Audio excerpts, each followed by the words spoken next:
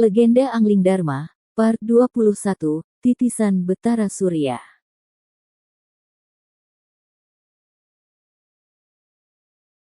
Hai, jumpa lagi dengan Bahala Channel, channel khusus film-film jadul. Masih di serial kolosal Angling Dharma. Part sebelumnya dikisahkan bahwa Syudawirat kecil merasa cemburu dengan Lokahita, karena kedekatannya dengan Anantandaru, sehingga Syudawirat lari dari Lokahita dan sembunyi di sebuah goa. Part kali menceritakan bahwa di tengah perjalanan Suliwa dan Galuh dihadang oleh Durgandini, dan para pendekar tua. Lantas mereka bertarung, tiba-tiba muncul Sang Prabu Angling Dharma. Durgandini terkejut melihat Angling Dharma dapat disembuhkan dari ajian rengkah gunung. Kemudian Durgandini bertarung melawan Sang Prabu Angling Dharma. Suliwa merasa cemas karena takut Sang Prabu dikalahkan Durgandini. Akhirnya Suliwa mengambil sarang semut untuk mengacaukan pikiran Durgandini. Durgandini yang terkena lemparan semut merasakan gatal-gatal di sekujur badan. Kutu kupret, kutu buaya, hahaha, sumpah serapah khas Durgandini bikin kita tertawa dan merasa terhibur, belum lagi tangannya yang sibuk menggaruk sekujur badan. Durgandini lari terbirit-birit, di tengah hutan terkena jebakan Sudamani yang dikira binatang, weleh-weleh. Sang Prabu melanjutkan perjalanan ke Sugaluh untuk bertemu Empu Mahasyura, sedang Suliwa dan Galuh Parwati melanjutkan perjalanan. Di pertengahan jalan itulah Suliwa dan Galuh bertemu tiga manusia serigala dan Galuh disihir menjadi seekor anjing, weleh-weleh. Sihir manusia serigala akan hilang apabila si anjing atau Galuh Parwati dimandikan di 7 sumur yang ada di pegunungan. Dalam pelarian Syudawirat kecil menemukan seorang guru yang sangat takut dengan cacing, weleh-weleh, yuk langsung kas.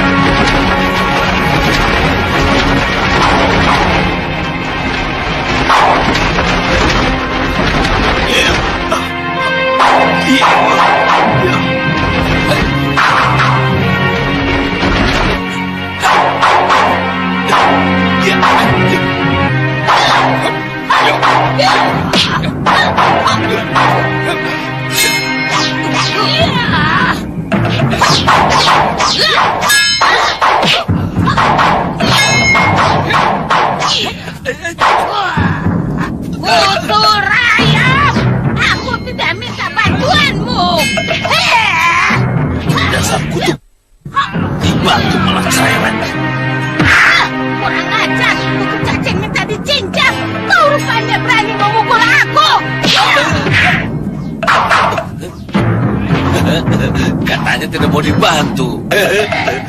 Nyatanya mau juga. Kurang ajar Kutu. Besar kepala kau rupanya. Baru segitu aja.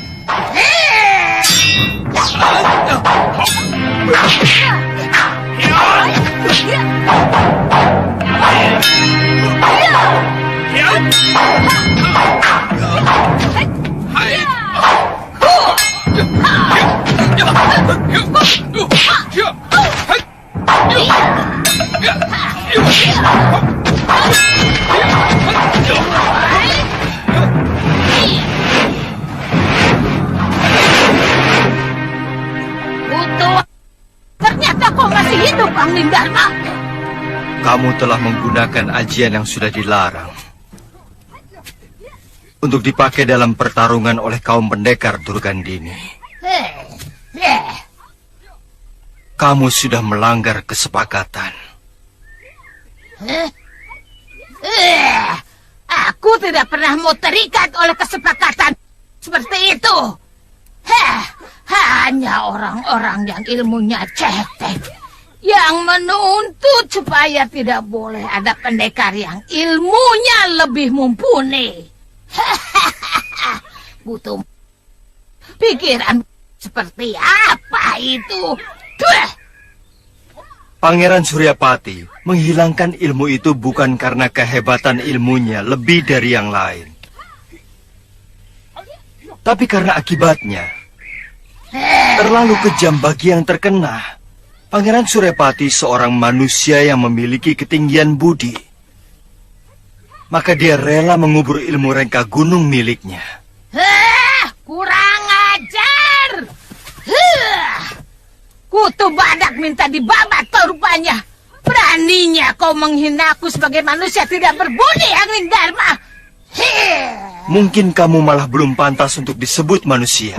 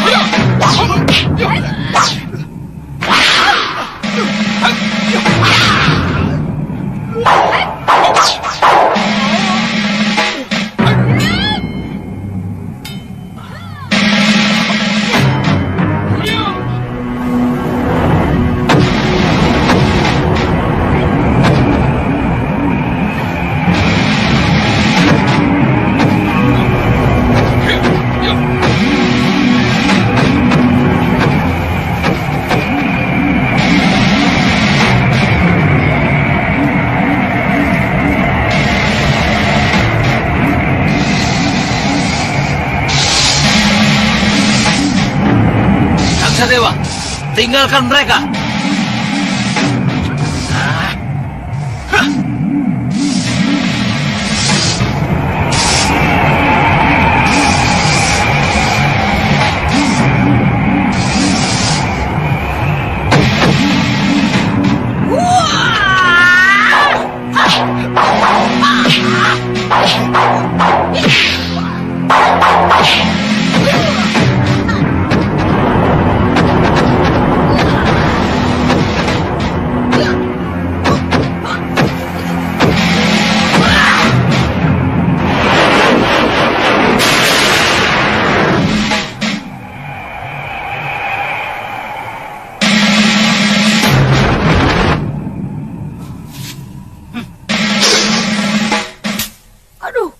Butuh apa ini?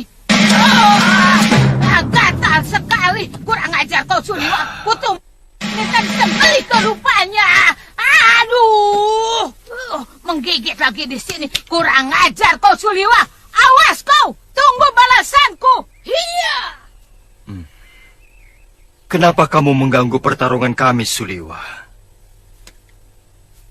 Saya cemas Gusti akan terluka. Seperti pertarungan di Pakuwon Gondorukem. Terus terang aku memang merasa cemas. Tapi sebagai pendekar aku ingin mencoba ajar rengka gunung milik Durgandini. Untung Gusti Prabu segera datang. Kami agak keteter melawan mereka. Galuh, kamu semakin hebat. Pendekar-pendekar yang kamu kalahkan adalah kaum tua yang terkenal sakti dan sangat disegani di tanah Jawa ini. Ya, mungkin karena mereka sudah terlalu jompo, Gusti Prabu. Atau mungkin karena dosa mereka sudah terlalu menumpuk, Gusti. Iya. Tadi Suliwa telah membuat Durgandini tidak bisa memusatkan pikiran untuk mengeluarkan ajian rengka gunung. Iya, tadi saya melihat Kakang Liwa memetik sarang semut. Tapi, dari mana Kakang tahu kalau kelemahan ajian rengka gunung itu adalah semut? Huh? Semut? Semut? Sebenarnya bukan lemah karena semut, Gusti. Tapi saya yakin, semut dalam jumlah yang banyak akan mampu membuyarkan seseorang yang sedang memusatkan pikirannya. Karena untuk menggunakan ilmu rengka gunung, harus dengan pemusatan pikiran yang sangat luar biasa, Gusti. Dari mana kamu tahu titik kelemahannya itu? Dari Pangeran Suryapati, Gusti Prabu. Beliau datang sebelum Durgandini dan pendekar-pendekar tua itu muncul. Pantas. Tadi Kakang bicara sendiri seperti orang... Hus, Gusti Prabu sendiri? Kenapa tiba-tiba muncul di sini? Rupanya Gusti Prabu masih mencemaskan kemampuan kami ya? Oh, sama sekali tidak. Aku hanya ingin menyambangi Empu Mahasura. Sudah lama sekali aku tidak pernah ke sana. Bahkan aku belum sempat mengucapkan terima kasih. Beliaulah yang dengan telaten merawatku dalam memulihkan kesehatanku. Mau sama-sama ke sana?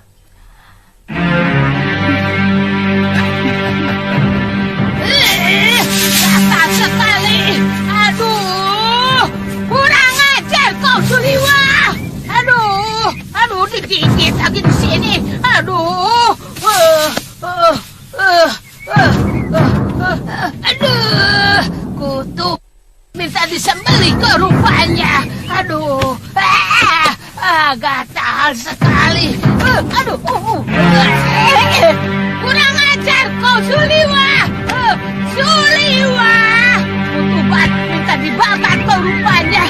Awas kau, nanti akan kubalas kau. Aduh.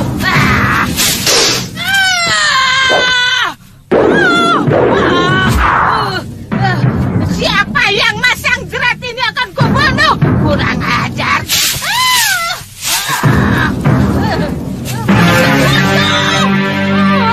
Kurang ajar.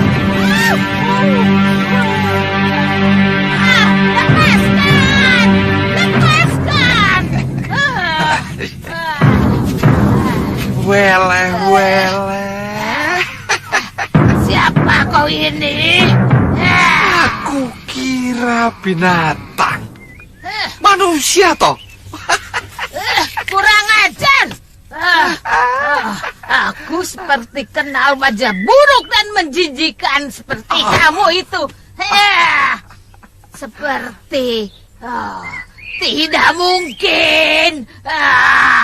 Rupanya kau mendengar juga berita tentang itu, bahwa aku telah dibunuh Nila Saroya.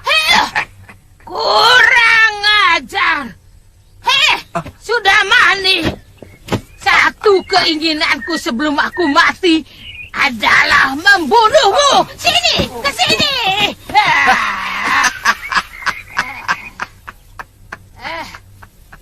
Jangan macam-macam, Durgandini.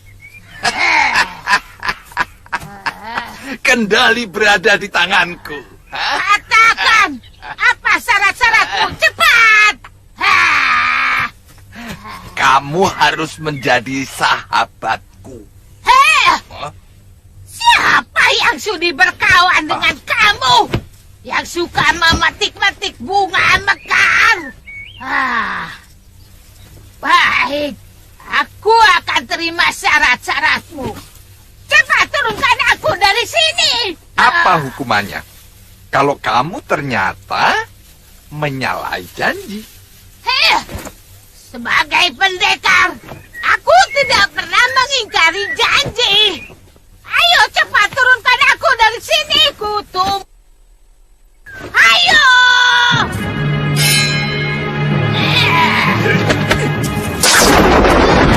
Aduh.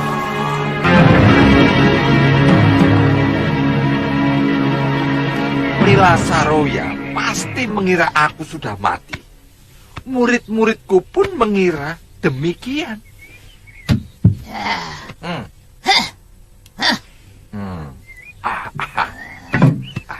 Sudah Mani, Nila Saroya itu sangat dendam kepadamu. Karena kamu menghancurkan masa depannya. Mungkin itu sudah garis karma dari sang pencipta hidup.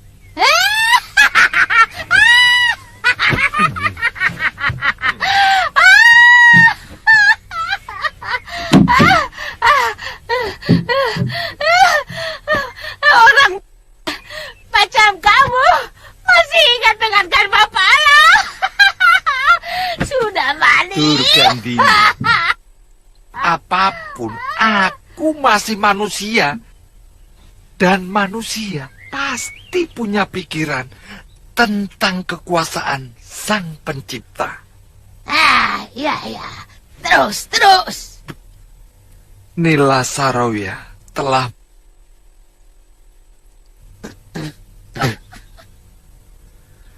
itu pun aku memakluminya. Tetapi niat membunuhku di hadapan anak kecil yang juga titisanku sendiri benar-benar perbuatan yang terkutuk. Itu masih terlalu ringan, sudah Mani. Kalau aku yang kamu perlakukan seperti Saroya itu, akan kusuruh anak itu supaya kamu tahu betapa sakitnya oleh titisanmu sendiri.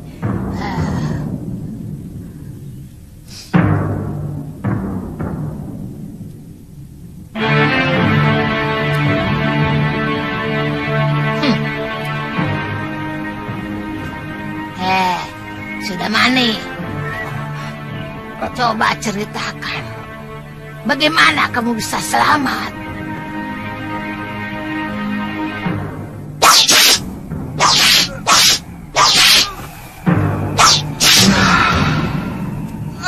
Kalau melihat keadaan, memang semua orang mengira aku sudah mati. Nila Saroya meninggalkan tubuhku yang terluka parah. Nah, ketika itulah seseorang yang ternyata sahabat lamaku, yang bernama Bukayawala, datang menolongku. Lama aku hidup di dalam gua yang merupakan sarangnya. Sampai semua luka-lukaku sembuh.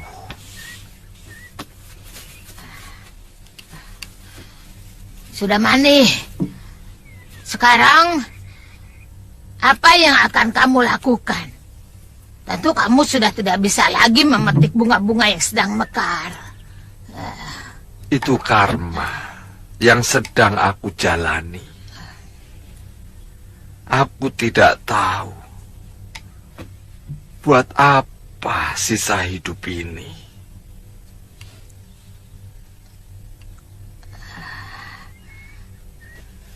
Lantas, kamu masih ingin menguasai dunia persilatan?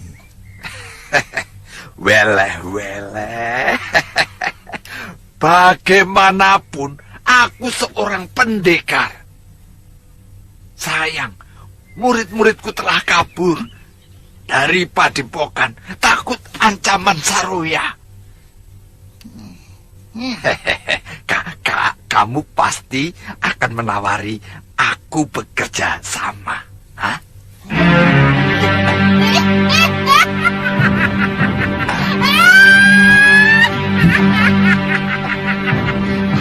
Betul keprek.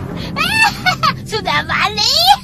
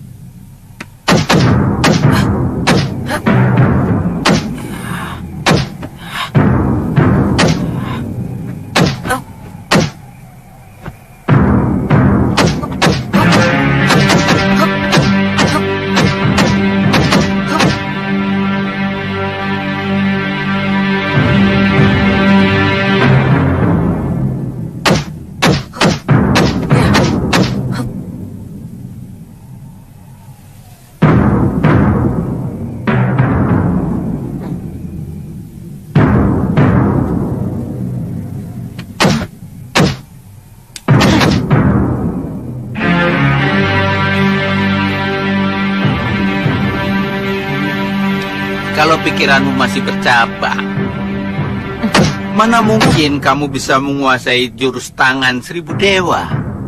Saya lapar, kek.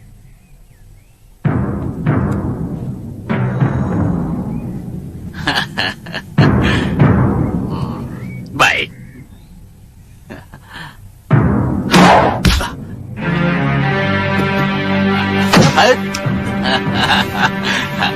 Kamu mau ayam bakar ini? Mau?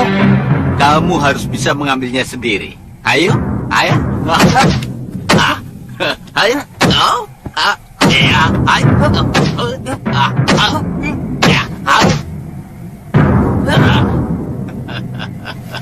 Ayam bakar. Mudah, empuk. Nikmat. Cacing. Itu cacing.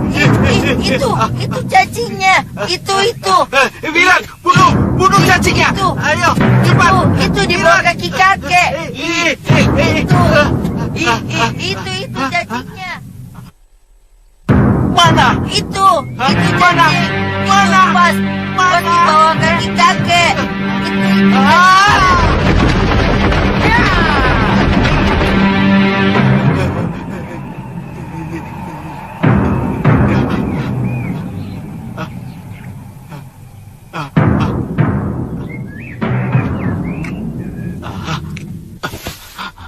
Wirat, kakek tidak suka kalau kau berbohong. Kata kakek, apapun boleh dilakukan untuk kemenangan. Itu kalau melawan musuh. Kalau sama gurunya sendiri tidak boleh. Wirat, pokoknya kakek tidak suka kalau murid kakek berbohong. Wira tidak bohong, kek. Apa? Ayo, kek, sini, kek. Ayo, kek. Itu kan cacing. Cacing. Cacing. Cacing.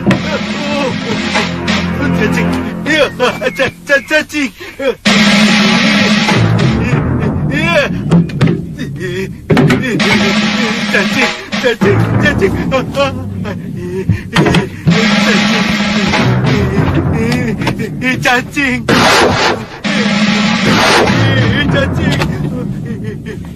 Cacing. Kek. Kakek.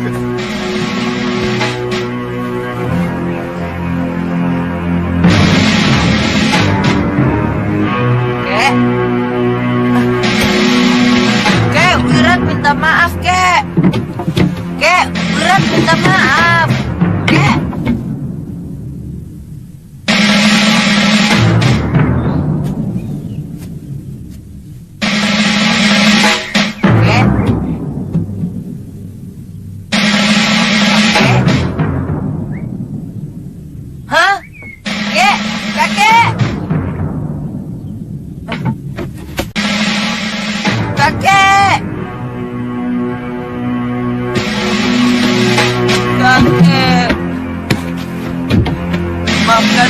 kakek. Wirat menyesal. Jangan mati, kek. Jangan tinggalkan Wirat sendirian. Wirat nyesel telah ngumpulin cacing-cacing itu dan menaruh dekat bangku kakek. Ampuni kesalahan Wirat, kek. Nah, ketahuan ya. Ternyata kamu yang menaruh cacing itu di sana. Kakek hidup lagi. Kakek hidup lagi. Dari mana kamu tahu kakek takut sama cacing? Wirat lihat sendiri, kek. Hah? Kapan? Kemarin dulu, kek. Hah?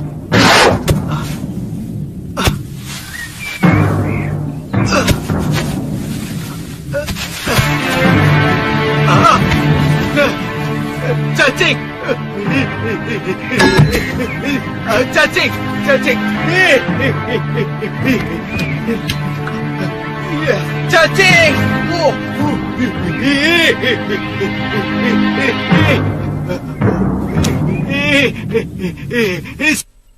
Di mana-mana ada cacing!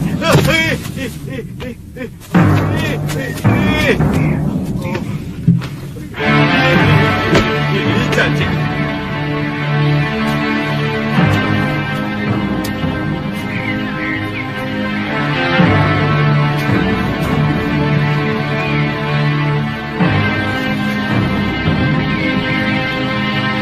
Aneh ya. Kakek takut sama cacing. Wira tadi coba. Apa benar kakek takut sama cacing? Ternyata benar. Bukannya takut, geli.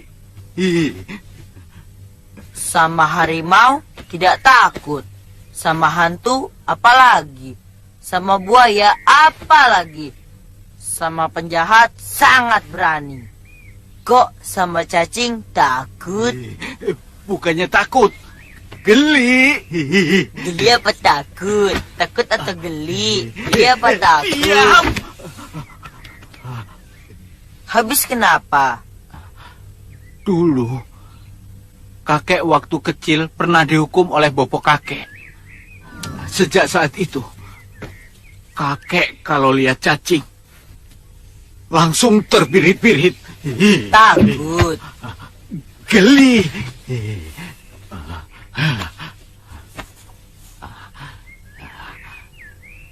Wirat, Iya, kek. nanti malam, kamu harus pijiti kakek sampai kakek tidur. Hah? Sebagai hukuman atas perbuatanmu tadi. Kok begitu? Ya begitu. Orang takut kan tenaganya tersedot habis. Urat-uratnya jadi kaku. Dan biar pulih kembali, harus dipijit 2 kali lebih lama dari biasanya. Kok begitu? Ya begitu. Begini, dalam kitab Kalpasastra, yaitu kitab yang berisi tentang cara-cara pengobatan, harus begitu.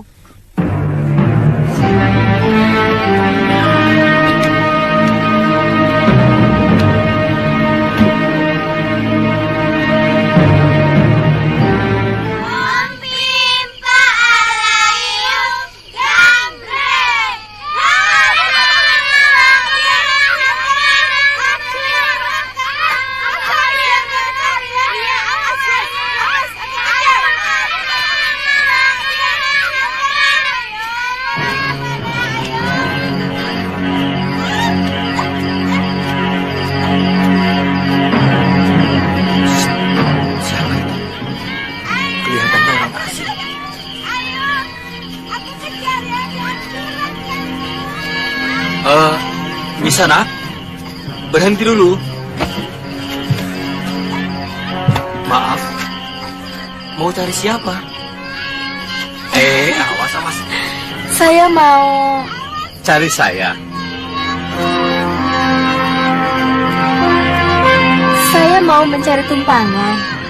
Untuk malam ini saja.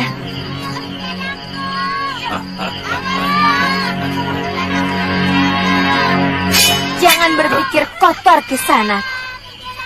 Sudah 4 orang pemuda aku bunuh karena ingin berbuat tidak senonoh kepadaku. Atau perlu ada bukti dulu di antara kalian supaya kalian percaya? Maaf, Nyi Sanak. Kampung ini tempat orang baik-baik. Nyi Sanak tidak usah khawatir. Hawa malam mampu merubah orang baik menjadi orang jahat. Tolong tunjukkan kepada saya di mana saya bisa menginap. Bisa, di rumah Ki Bekel. Mari saya antar.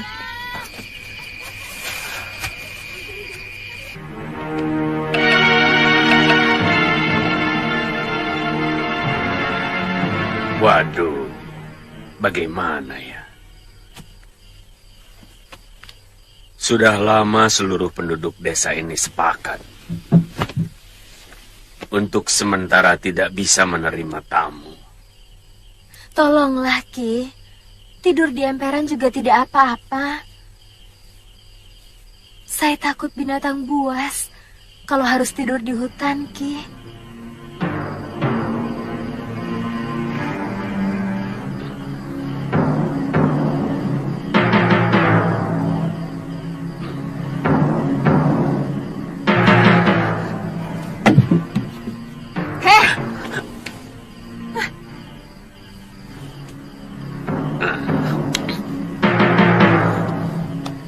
Kami tidak bisa menerima tamu sembarangan. Apalagi kelihatannya Nini seorang pendekar. Saya bukan penjahat, Nyai. Itu kan kata situ. Itu kan kata situ. Kami tidak tahu apakah perkataan Nini itu betul. Atau Nini sebenarnya mata-mata rampok.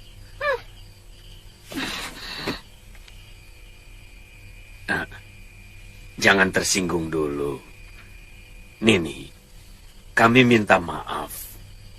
Sudah 2 kali desa ini dirampok. Itu kenapa kami jadi harus hati-hati. Yang pertama... Tidak usah diceritakan. Permisi. Saya sudah cemas Kakang Bekel mau mengizinkan perempuan itu. Tidak Laki-laki begitu. kan biasanya begitu. Begini. Kalau ada wajah cantik saja, langsung ramah. Coba kalau tadi saya tidak segera ikut campur, dengar pasti dulu, dia Nyai, sudah dengar jadi tamu dulu. desa kita. Dan Sudah. besoknya kembali kita miskin karena dirampok habis-habisan. Ya tidak begitu, toh. Saya kan bisa membedakan mana yang tugas, mana yang pribadi. Tadi juga sudah mau saya usir. Tanya Jagabaya. Alah, laki-laki emang begitu. Masuk.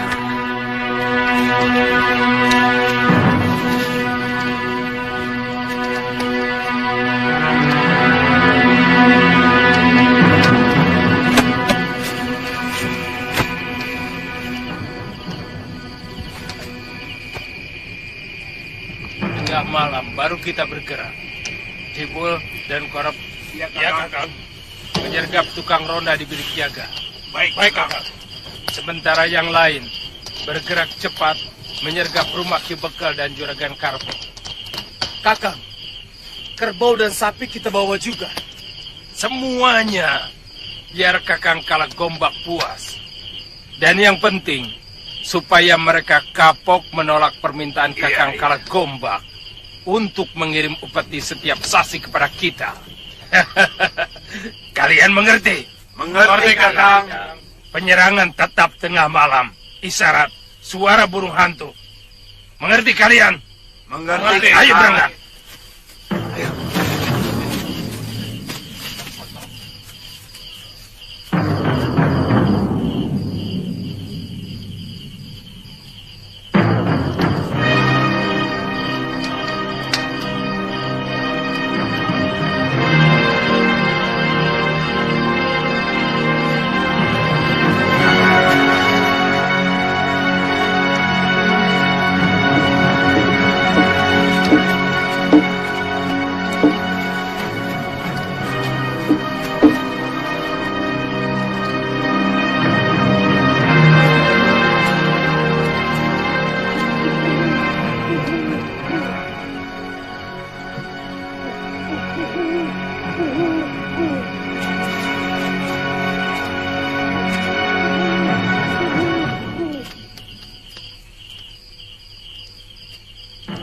Tumben ada suara burung hantu. Tapi kedengarannya agak aneh. Seperti suara orang.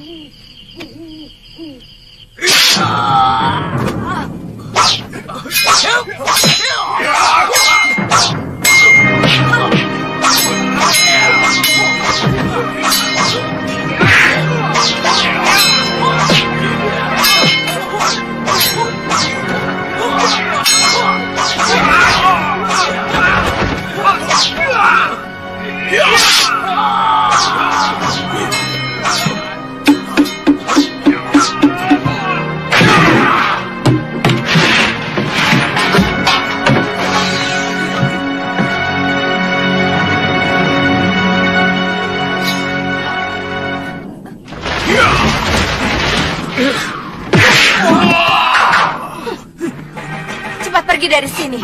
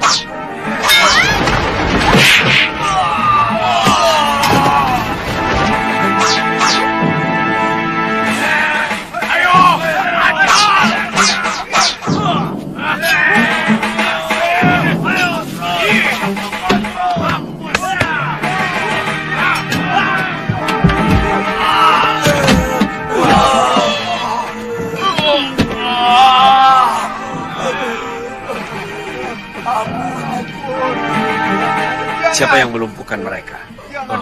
Pendekar wanita yang tadi sore yang mau numpang mengirap, Ki. Dalam waktu singkat, dia bisa mengalahkan para bermocorah itu. Sekarang kemana dia? Sudah pergi lagi. Benar-benar aneh orang itu. Jangan-jangan dia memang pimpinan rampok itu, Kakang. Hus. Kalau tidak ada dia, kita sudah mati. Nyatanya, tiba-tiba perempuan itu muncul. Lalu muncul bermocorah merampok desa kita. Apa itu tidak mencurigakan? Mereka bekerja sama.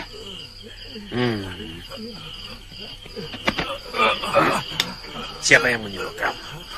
Jangan buru-buru gembira, Ki Bekal. Pendekar yang kalian sewa itu akan dijual oleh Kalagumbak. Dan desa ini akan diratakan dengan tanah. Singkirkan bermocorah-bermocorah. Kakang. Mau apa? Saja. Ayo Dia cepat itu pulang. kan emang. Ayo cepat.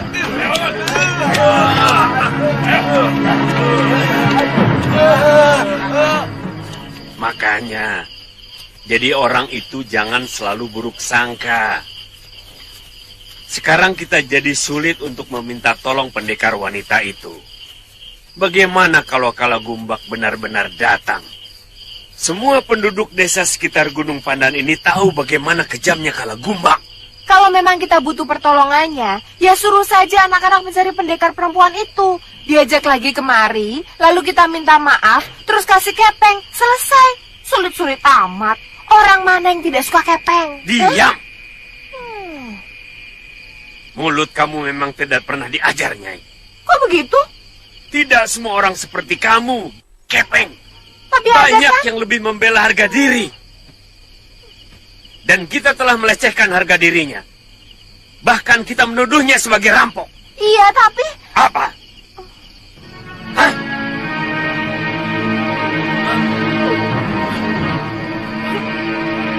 Masuk.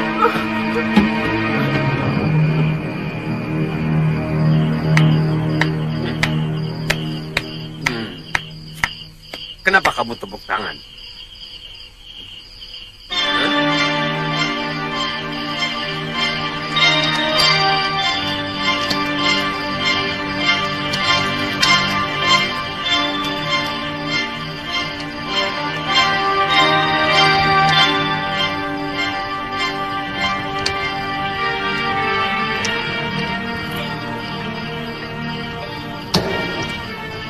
Wirat, di mana kamu sekarang?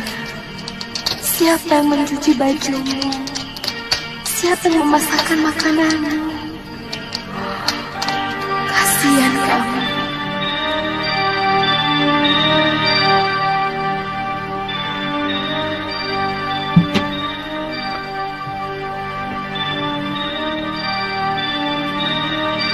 Bibi, Wirat kangen sama Bibi. Bibi, Bibi.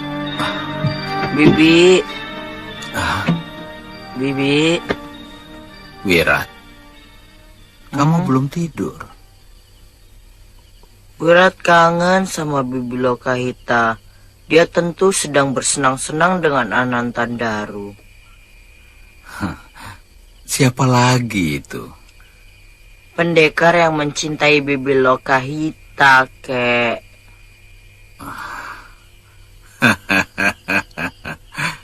Kamu harus bersyukur. Bibimu sudah mendapatkan jodohnya. Tapi, kek, Wirat juga mencintai Bibi Lokahita, kek. Tentu. Bibimu juga sayang padamu.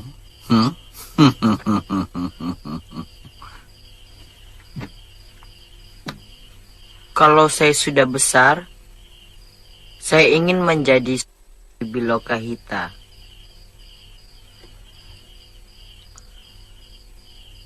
Tapi ternyata Bibi lebih mencintai Anantandaru.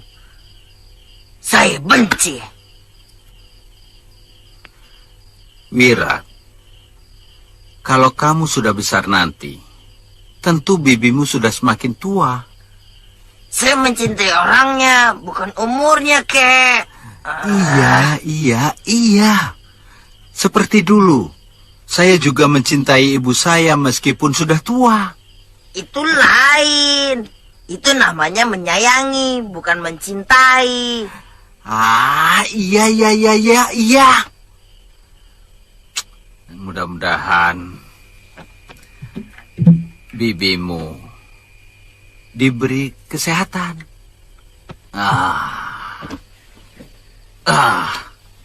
Saya ingin mengalahkan pendekar Anantandaru.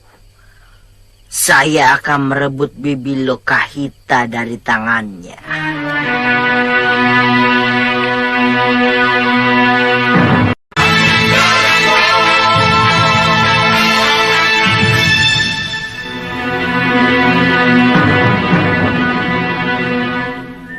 Saya menghabisi Bromo cerah itu bukan untuk membela kalian. Tapi karena saya memang memusuhi kejahatan. Saya tahu. Nini pasti sangat merasa tersinggung kepada kami. Terutama istri saya. Sangat tersinggung. Dan sulit bagi saya untuk memaafkan orang yang mencurigai kejujuran saya. Saya bisa mengerti kemarahan ini. Tapi sebagai jagabaya yang di atas pundak saya dibebankan keselamatan seluruh penduduk desa, saya benar-benar mengharapkan pertolongan ini.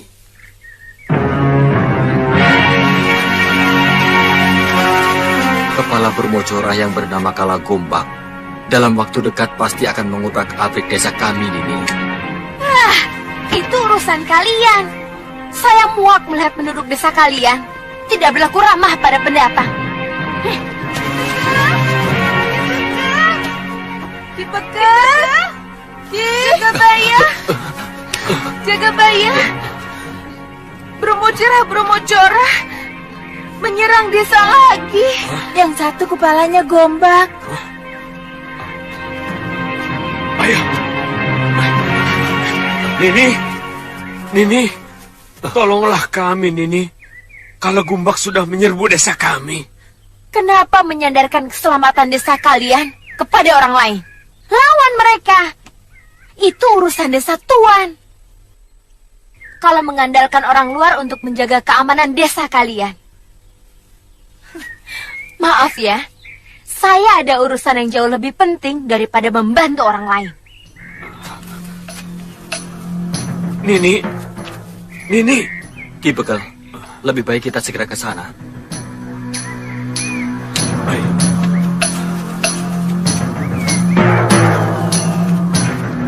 Ya.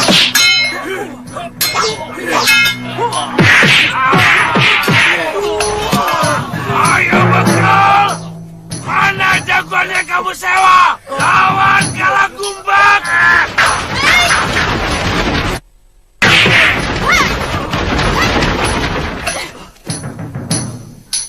Kurang ajar.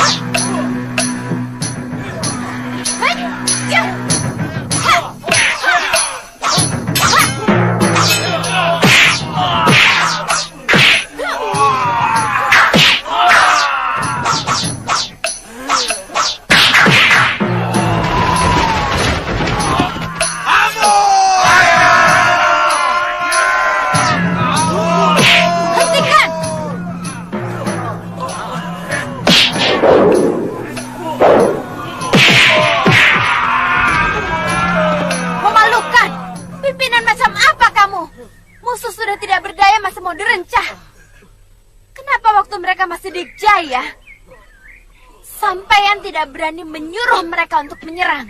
Hah? Dasar bekal gombal. Maksud saya, biar selesai, Nini.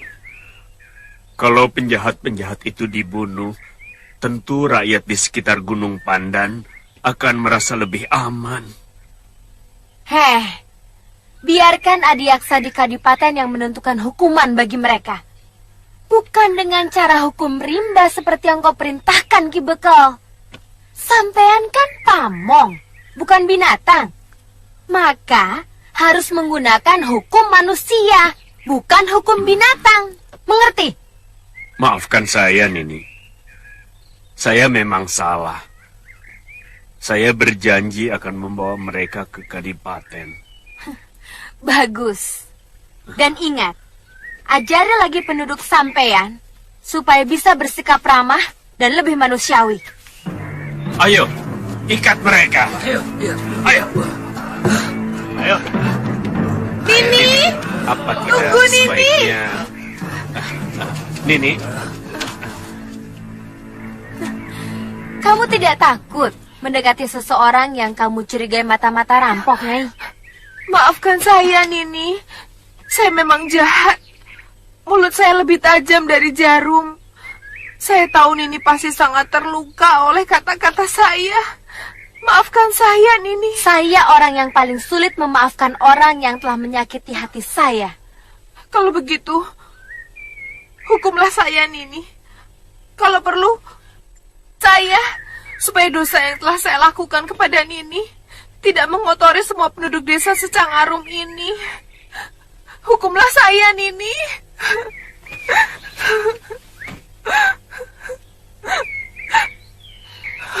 Nyai mau berjanji merubah watak suka curiga yang ada di hati Nyai.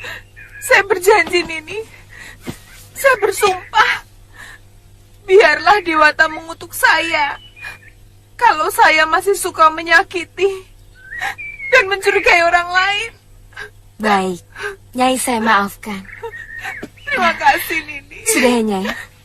Nini, Pak. Nini, tunggu, Nini. Ada apa lagi, Ki? Bolehkah kami sekedar menjamu Nini sebagai ungkapan rasa terima kasih kami? Ini permintaan saya dan seluruh rakyat desa.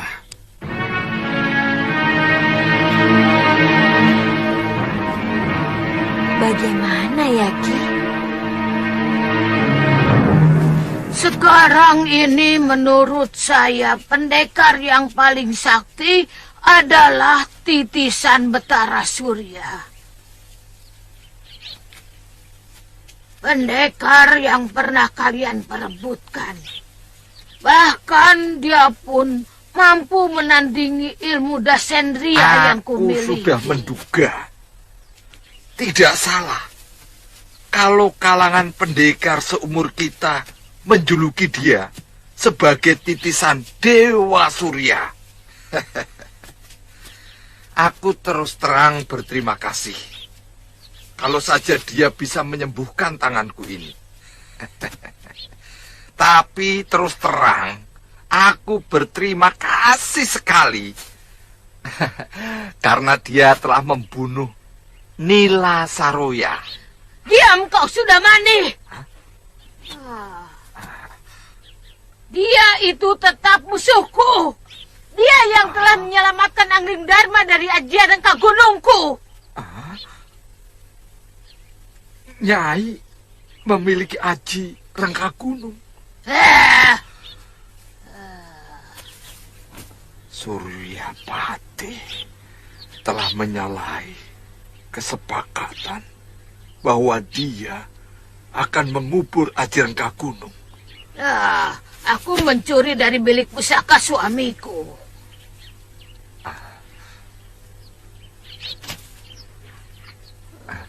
Nyai, dengan ajian itu, Nyai dapat menaklukkan bumi. Tidak ada satu orang pendekar pun di muka bumi ini yang sanggup menahan serangan aji Rengka Gunung. Aku bersedia jadi bawahan Nyai.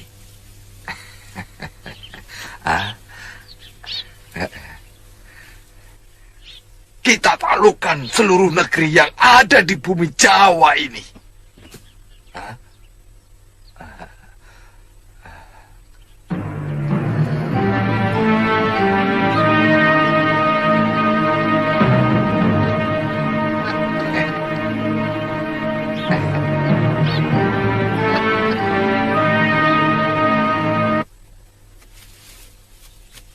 Kakang.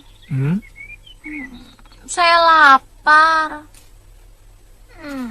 Dari tadi cacing dalam perut sudah berkeruyuk minta dikasih makan. Ayo, Kang.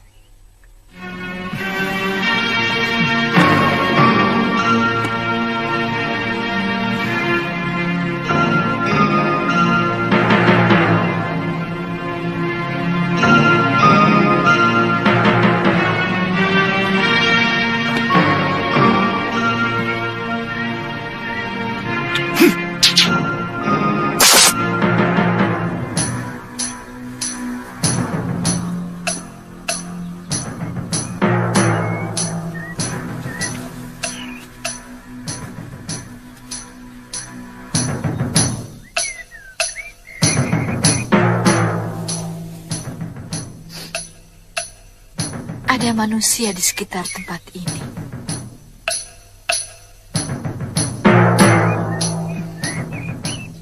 Tentu kita tidak akan menyanyiakan santapan, bukan?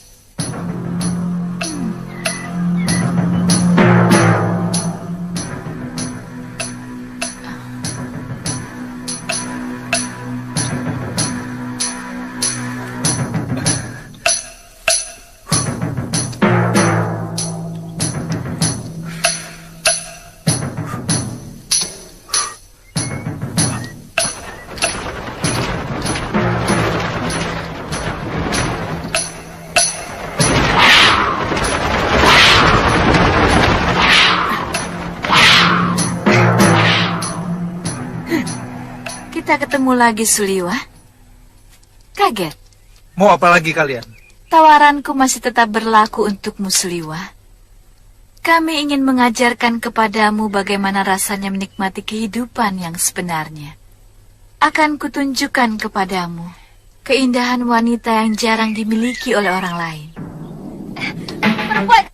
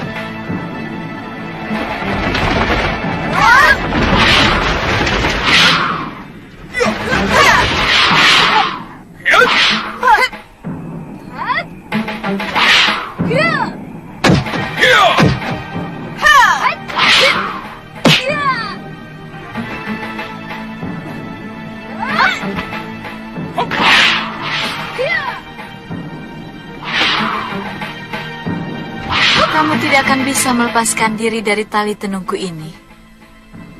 Kamu akan kurubah menjadi seekor anjing.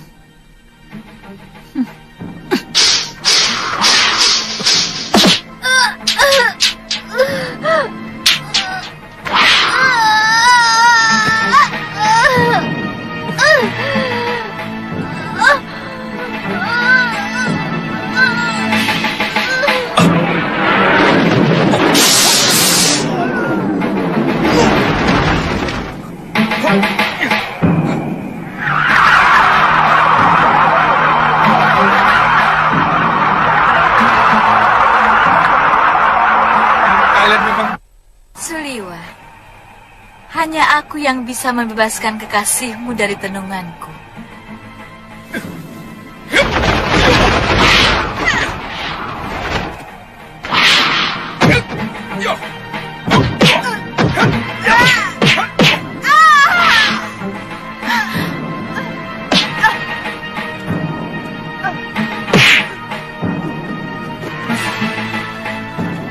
Lihat adikmu Kenanga. Dia telah menelan tablet racun. Dan hanya aku yang mampu memberikan penawarnya.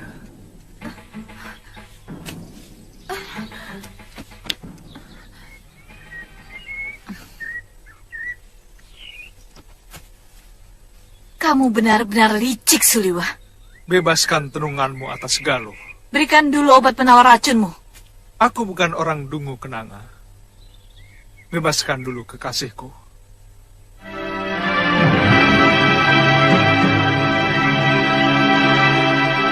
Baik, dia bisa bebas dari tenunganku. Kalau dia dimandikan pada 7 sumur dari 7 gunung.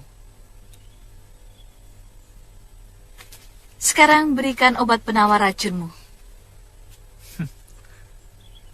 Aku tidak yakin kamu bicara benar, Kenanga. 7 gunung pasti akan ditempuh dalam waktu yang cukup lama. Sementara, kebenaran itu baru pada sumur terakhir. Memang. Tapi untuk hal yang satu ini, aku pantang bohong.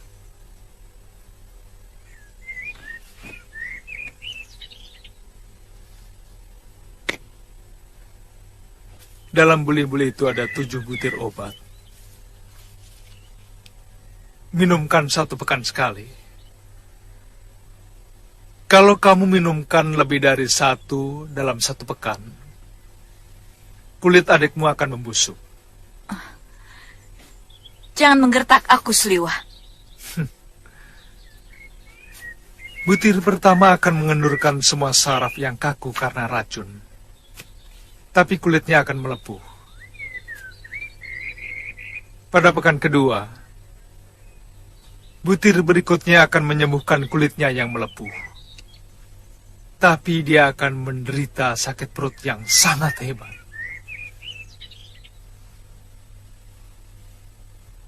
dia akan memuntahkan apa saja yang masuk ke dalam mulutnya. Butir obat ketiga akan menyembuhkannya.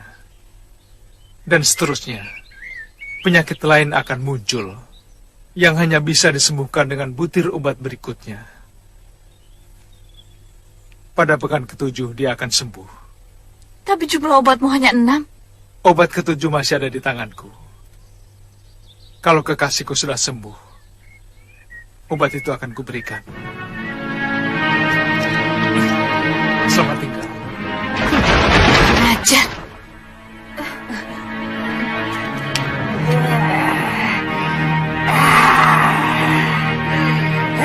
Anak itu betul-betul cerdas. Dia mengira aku akan menipunya. Terpaksa kita harus mengangkat kantil ke rumah Cempaka. Yunda percaya pada ancaman dia. Kamu belum kenal.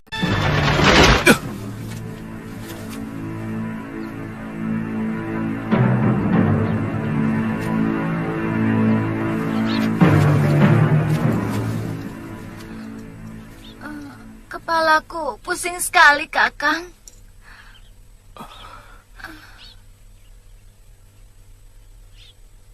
Kamu terkena tenung wanita siluman itu, loh.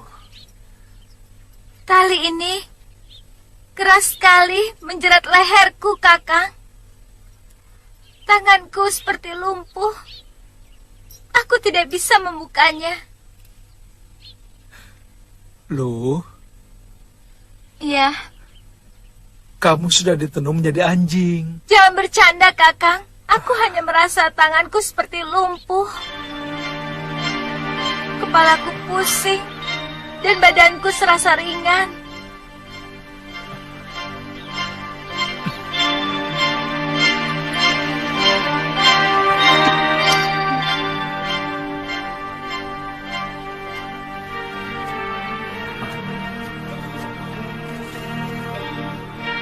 Tumben, Kakang mau membopong aku terus. Kamu harus mulai menyadari keadaan dirimu, loh. Aku hanya sedikit pusing kok. Kalau Kakang membopong aku terus, nanti Kakang capek.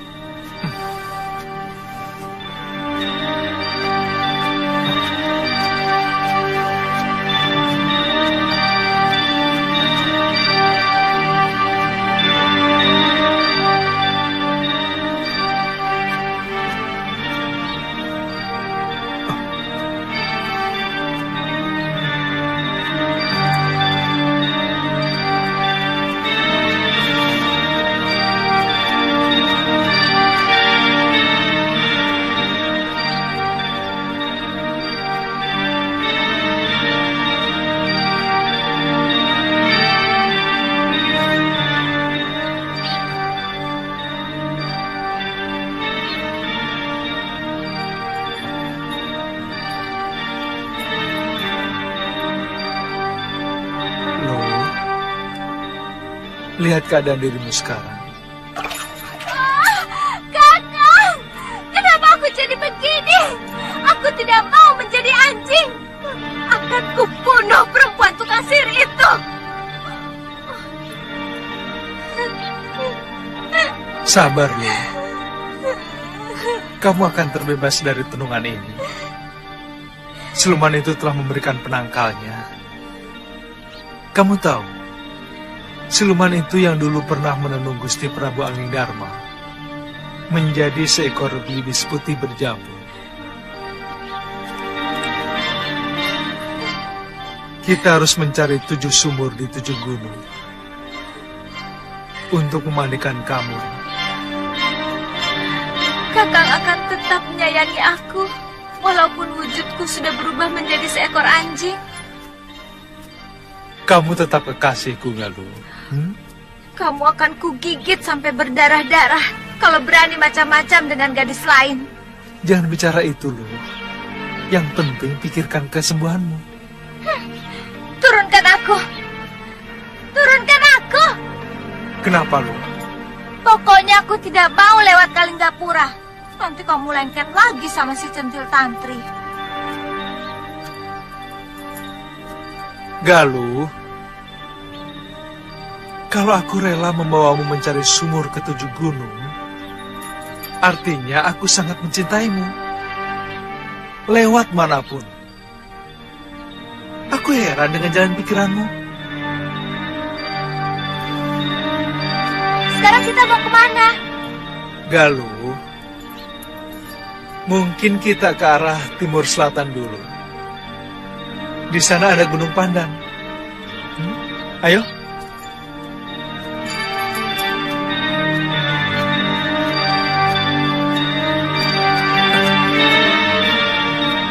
Kakang, setelah Gunung Pandan, lebih dekat kita ke Gunung Wilis, terus ke barat, Gunung Lawu, Gunung Merapi. Kemudian Gunung Merbabu, Gunung Sumbing, dan yang terakhir Gunung Raga Jembangan di utara barat. Ayo. Kakang pasti akan capek sekali kalau harus menggendongku. Tidak. Kecuali kalau medannya berat.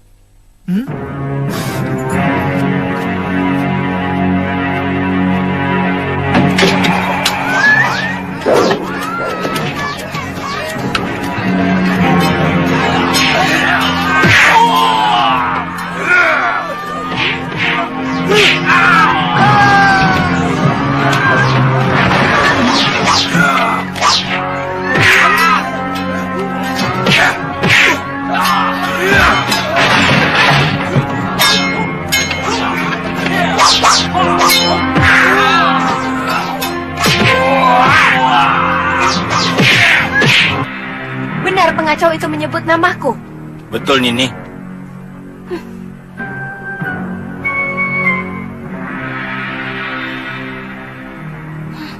Ayo, Kang.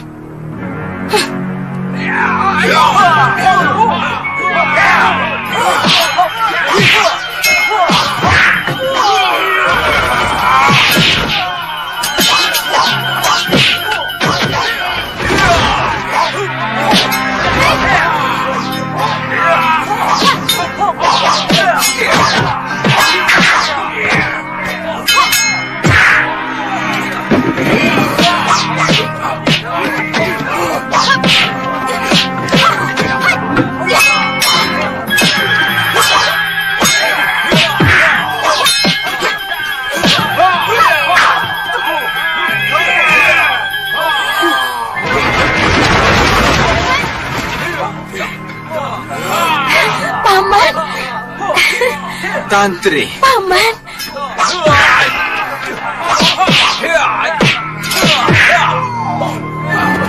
Paman.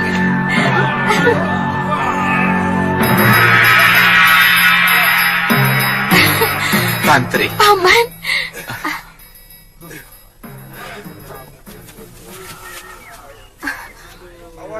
Kakang, ini Paman Brewok, anak buah kakek Kalapati dari Pulau Momongan. Paman? Paman? Iya. Tuan Penggawa, orang ini bukan orang jahat. Dia paman saya dari Pulau Momongan. Iya. Dia kasar, Nini. Bertanya sama orang membentak-bentak. Maafkan mereka. Kebiasaan di pulau terpencil membuat mereka tidak kenal tata krama. Ini Paman Brewok. Walaupun orang lain, tapi sudah saya anggap sebagai paman sendiri. Oh iya, Paman. Dari mana Paman tahu saya ada di sini? Aku mampir ke Padepokan Sugalu. Oh. Hai anak-anak, bantu para penduduk. Kalau ada yang pecah, diganti. Terima kasih, Paman. Tuan Penggawa, tolong bantu mereka ya. Baik, Nini. Setelah menghadap Bre Isdayu, Nyai Dewi Sintawati memberitahu kemungkinan kamu ada di sini. Aku kangen sekali sama Paman, sama kakek, dan semua orang-orang yang ada di Pulau Momongan. Oh ya, Paman, bagaimana kabar kakek?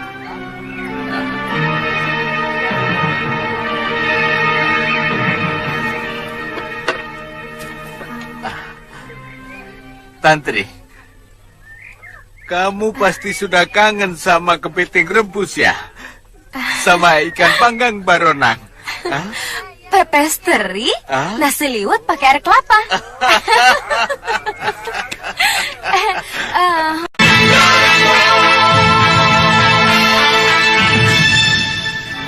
Kamu kok tidak pernah cerita? Punya kakek di Pulau Momongan? Pulau Momongan itu penuh dengan kekerasan, Kakang. Aku malu. Kakekku diangkat jadi demang di pulau itu. Dia yang mengurusi orang-orang hukuman yang dibuang oleh Breri Sedayu. Sejak kecil kamu di sana? Ya, aku lahir di sana. Perkenalanku dengan Kakang Suliwa dan Galuh Parwati juga di pulau itu. Mereka mencari Ibu Galuh yang dibuang oleh Breri Sedayu. Tantri itu anakku. Mestinya Romo Kalapati menyadari itu. Beliau juga harus menerima kenyataan bahwa istriku Kumari Dewi meninggal karena sakit. Bukan Romo Kalapati saja yang mencintai dia. Aku lebih dari itu. Bahkan sampai sekarang aku tidak berniat untuk mempunyai istri maupun kekasih. Walaupun saat itu umur saya masih muda. Saat ini satu-satunya yang membahagiakan hidup saya adalah bertemu dengan anak saya, Kalyana Tantri. Titisan saya.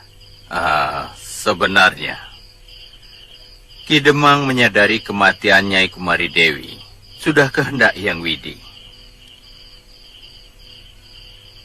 Kenapa beliau mengusir Tuan?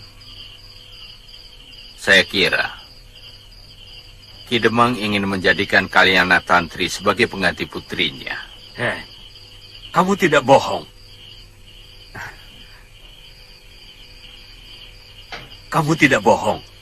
Romo Kalapati sakit keras. Betul, Tuan. Sudah hampir 1 sasi tergolek di ambennya. Beliau selalu menyebut nama Nini Tantri. Beliau bilang, mau mewariskan peta harta karun yang ada di Pulau Hantu. Itu kenapa kami disuruh mencari Tantri sampai ketemu. Paman?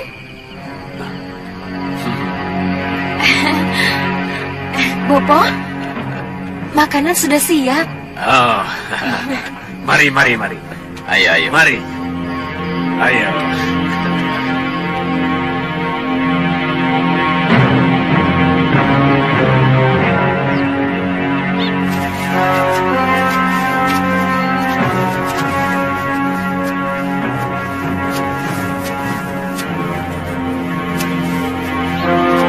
Kakang.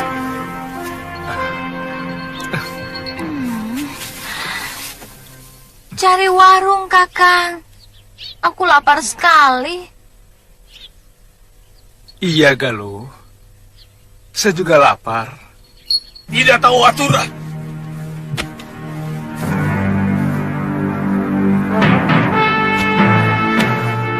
Tegur orang itu, Ki. Ini tempat makan manusia, bukan untuk binatang. Baik, Den. Nanti saya tegur, Den. Sekarang? Iya, Den. Sekarang, Den. Sekarang. Maaf, Kisanak. Iya. Anjingnya jangan dibawa masuk. Pengunjung yang lain keberatan. Takut nafsu makan mereka hilang. Maaf, Kisanak. Saya tidak bisa berpisah dengan anjing kesayangan saya ini. Di rumah pun saya biasa makan dengan dia. Kisanak, ini tempat umum. Di rumahmu kamu boleh jungkir balik dengan anjingmu. Itu urusanmu. Tapi di sini kamu harus mengikuti aturan umum. Baik, Kisanak.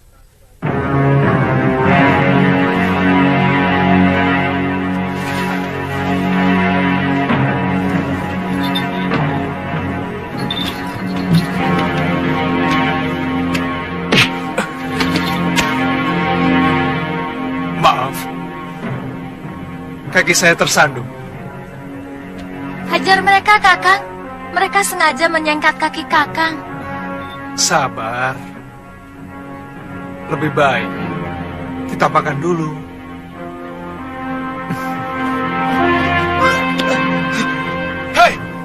Kamu telah membunuh nafsu makan saya. Makanya saya mau keluar. Kamu pikir dengan pedang di punggungmu, kemudian nyari kami akan ciut? Kamu keliru. Jangan pamer kependekaran di sini, karena di sini gudangnya pendekar. Oh, maaf. Saya tidak menduga kalau tuan-tuan adalah para pendekar. Kurang ajar.